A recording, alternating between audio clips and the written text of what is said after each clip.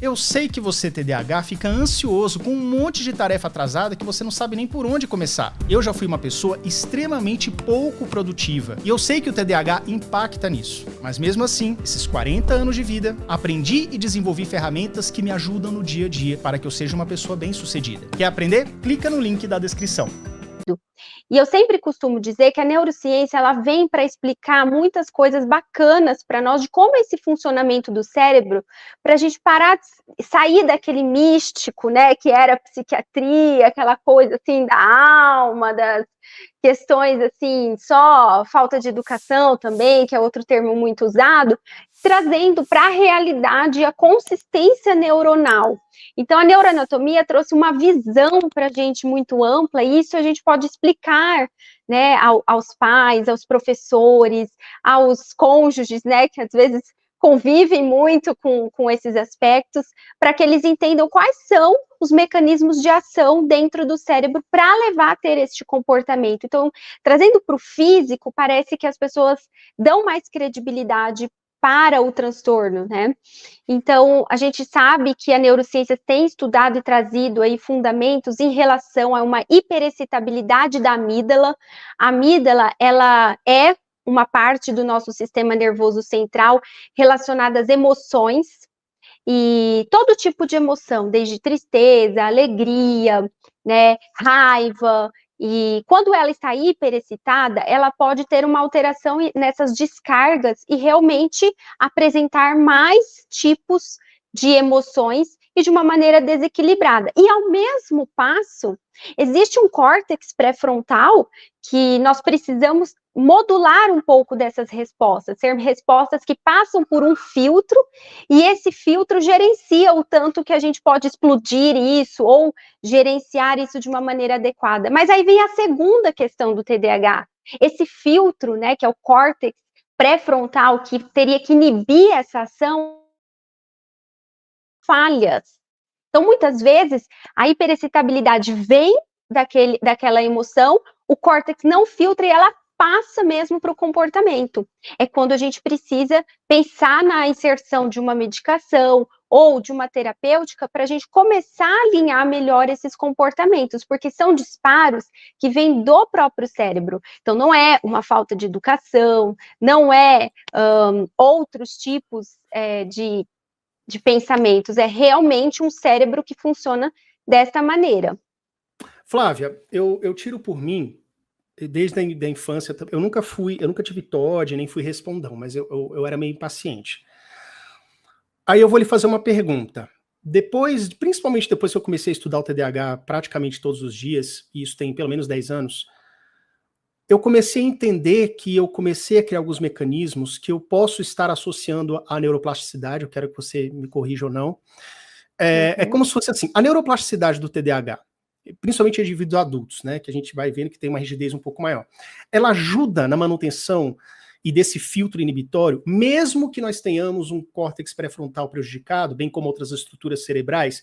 O que eu quero dizer é o seguinte: boa parte do que a gente faz tem a ver com o nosso repertório, nossa repetição, a neuroplasticidade, né, exercícios, e tem a ver com a terapia também, bem como a introdução de um medicamento que pode ajudar nisso, né? É possível, então, a gente tentar mitigar esses efeitos dessa forma, assim, mais prática? Sim, Yuri, eu vou te falar uma coisa. Até os 7 anos, né, de idade, nós temos um nível de neuroplasticidade, né, de conexões cerebrais se formando muito intenso. Então, não deve ser negligenciado essa fase de intervenção, porque é a fase que a gente tem um sucesso muito grande quando há uma intervenção, como você disse, no comportamento. Nós estamos podando aquelas conexões neuronais que não são tão boas e deixando aquelas com maior velocidade e consistência. Então, isso ao longo do tempo vai modificando numa intensidade menor, então na fase da adolescência, na fase do adulto, jovem adulto, isso ainda vamos dizer assim, continua, mas numa intensidade menor do nível de conexões e correções. Mas é um cérebro que tem um poder de neuroplasticidade e de mudar hábitos, mudar estilos, né, de respostas. E isso vem muito com o fator ambiental.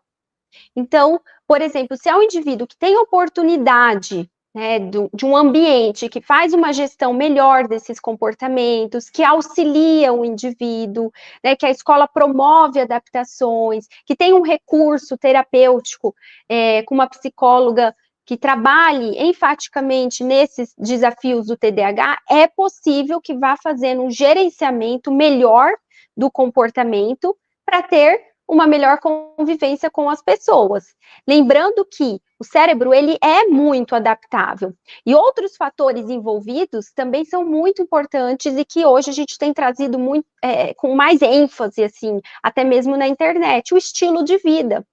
Então, a gente sabe que tudo no nosso organismo, quando não é bem regulado, como o sono, a alimentação, o exercício físico, o ambiente, né, mais propício para ter relações mais saudáveis, isso vai inflamando o nosso organismo, e de fato é uma inflamação.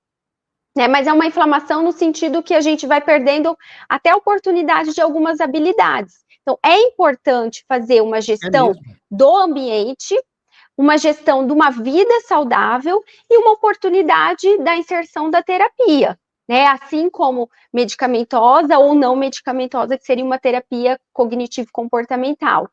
Eu acho que sim, não existe cérebro que não vá aprender, ou cérebro que não vai modelar melhor, não existe isso, é uma questão de ajuste, por isso que a orientação parental, ela é tão importante nesse aspecto, para todo mundo colaborar com esse indivíduo que tem os seus próprios desafios devido ao TDAH. A gente já vai falar sobre as terapias, falando um pouco sobre justamente a interação parental, a intervenção parental e escolar também.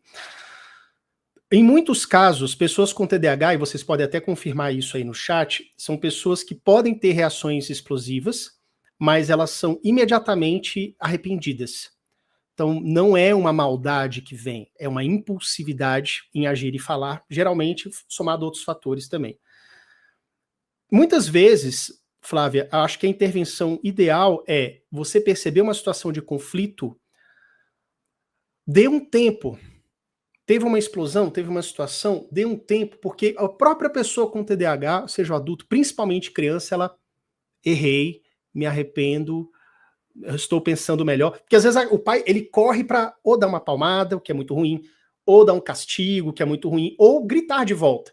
E às vezes, se você der o tempo para que aquele cérebro se rearranje, entenda melhor, pô, peraí, não é bem por aí, e tem uma conversa ali minutos depois, é um dos melhores caminhos, né, doutora? Ah, sim. Inclusive, é uma recomendação que eu faço em laudo médico quando eu faço a orientação parental. A orientação parental sempre é do pressuposto que sempre podemos dar uma segunda chance. Não retirar todas as coisas, né? Então, tira o videogame, o celular, não pode sair, de uma maneira que demore a dar essa segunda chance, porque às vezes os pais vão retirando e punindo tanto que não tem nem mais recurso para se esgotar por ali. Outra coisa é, acalme-se, eu peço para os pais se acalmar, porque às vezes a situação, né, nós estamos cansados, a criança aprontou alguma, teve uma impulsividade, a gente vai ter que resolver aquilo. Tente se acalmar, modular também o seu humor, para que dê tempo para essa criança pensar e também ter uma resposta mais empática nessa disciplina. Então, é muito importante tanto a modulação para que o próprio indivíduo com TDAH tenha esse tempo, mas a família também, porque senão fica um ambiente... Antes de ser um TDAH casado, eu já tive 8 namoradas. E tenho certeza absoluta que o TDAH interferiu para que estes outros relacionamentos não tivessem chegado tão longe. Mas eu aprendi várias habilidades, mudei minha mentalidade, ajustei meu tratamento e aí sim as coisas começaram a fluir para mim. Boa parte dessas habilidades que eu aprendi, eu vou te ensinar no Clube TDAH em Ação, no primeiro link da descrição.